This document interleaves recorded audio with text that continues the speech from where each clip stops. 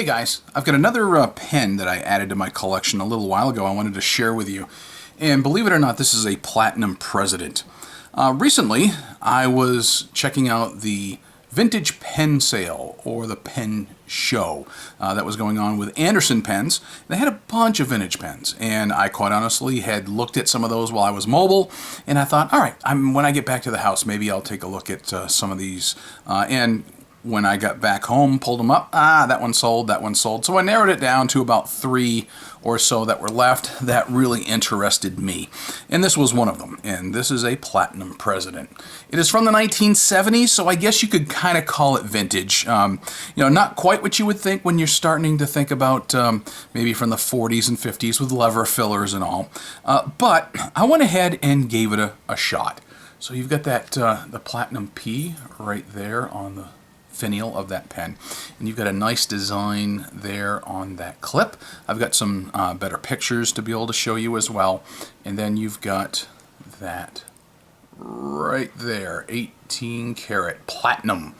All right, and then it tapers down on this resin barrel down to a nice little band and a nothing special flat at the end of that barrel. So I figured, why not?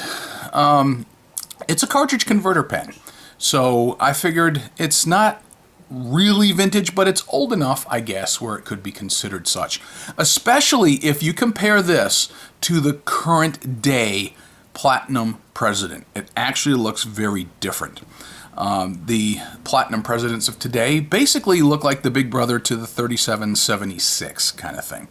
So I figured I'll go ahead and grab it and see what I like about it. It is a slip cap. It's got that gold band here at the bottom, and it's a nice long pull on that. So you can feel that friction right about there as you go to pull or to push, and you get a nice long push to give you a pretty good seal on that cap coming down to meet that, that barrel band or junction.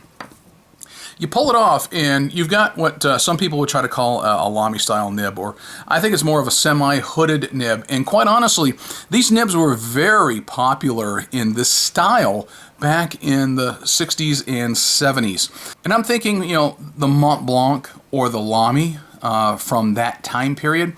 It was a very common to have a nice, long, slender, black and gold looking executive style fountain pen with a semi-hooded nib that sort of looks like that, rather than what you would consider a traditional nib of today. And this is a medium nib, so that's one of the reasons I went ahead and got it. I've got some better pictures of that nib for you as well. Like I said, it's a cartridge converter pen, so you can unscrew that barrel, and you can see this one actually has a cartridge in it. I didn't have a spare converter on hand for Platinum, so I went ahead and used a Platinum cartridge. It is a proprietary cartridge for those of you who have never used one or are wondering. And then you've just got the plastic or resin threads on there that goes on to the metal threads on that section. And that screws together very nicely. It's got a decent girth to it. It's a little girthier than I thought even it was going to be, considering the style of pen from the 70s and 60s that tended to be a little more slender. So I was actually glad to see that, and the length is halfway decent. So can you post it? Sure you can. Nice and deep and secure. That's not going anywhere, and you've got a really good feeling pen in the hand that way. So let me give you some more statistics about it. I wish I had a modern Platinum President that I could put side by side and show you the differences between the manufacturing of that particular model during the 1970s compared to present day. I just don't have one in my collection to be able to show you, but I do have some pictures of some modern ones that I'll put up so you can see the difference. So I'll give you some statistics on this particular pen, and then we'll come back and give you a writing sample of it.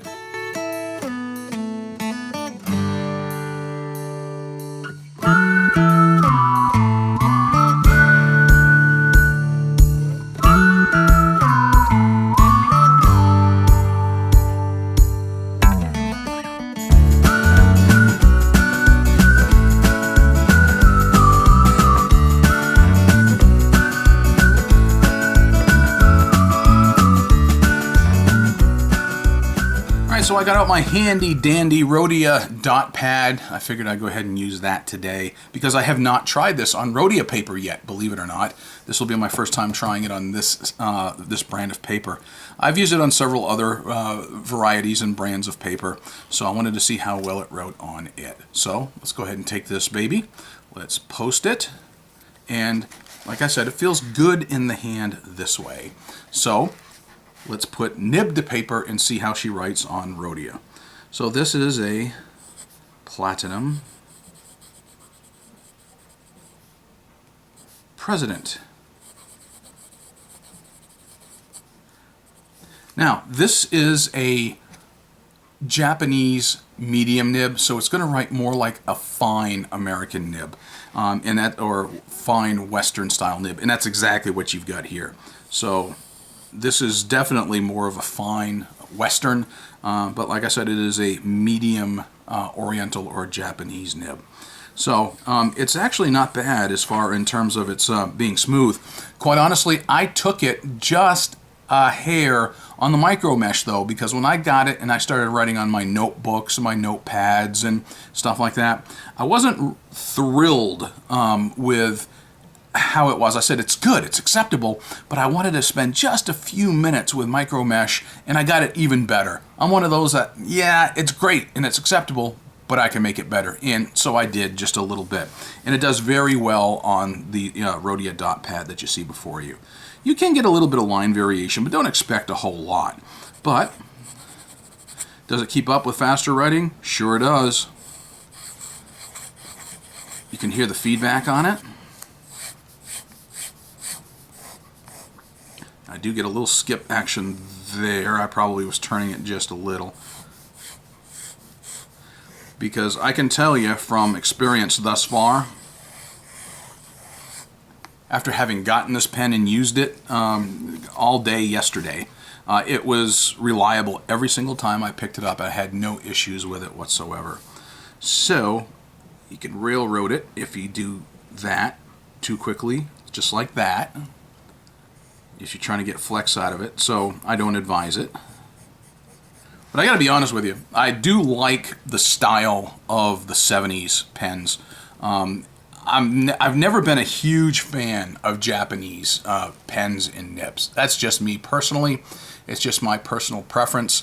I've got friends who absolutely love them, and they are Japanese nibs, Japanese pens all the way.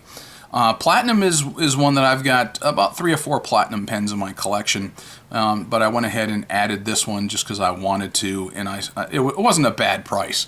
I mean, I had money sitting in my PayPal account already, and for about $200 for the sale that they had going on, I said, let's go ahead and get it. So, all total to me, it was $135 or so out of my pocket in order to get a decent pen. So far I'm liking it, and like I said, I don't have a modern one to be able to compare it to side by side, but so far it's probably my favorite president since Ronald Reagan.